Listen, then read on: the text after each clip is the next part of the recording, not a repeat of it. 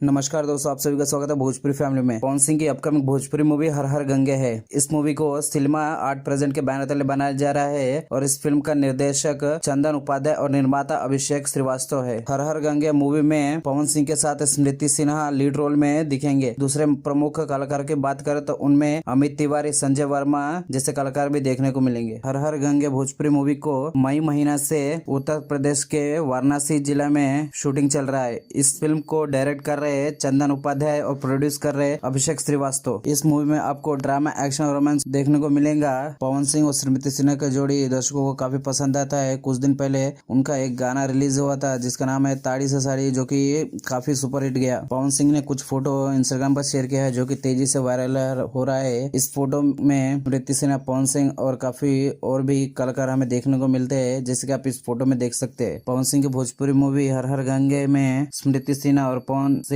नजर आएंगे। पवन सिंह को पावर स्टार भी कहा जाता है भोजपुरी फिल्म इंडस्ट्री में। उनके फैंस उनके मूवी देखने को काफी बेसब्री से इंतजार करते हैं, जो कि हर समय काफी हिट भी जाता है। हर हर गंगे भोजपुरी मूवी की रिलीज डेट के बारे में बात करें तो अभी इस मूवी का शूटिंग चल रहा है वाराणसी, उत्तर प्रदेश में। जैसे इस मूवी का शूटिंग कंप्लीट होगा, इसके बाद इसका स्क्रिप्टिंग और डबिंग किया जाएगा।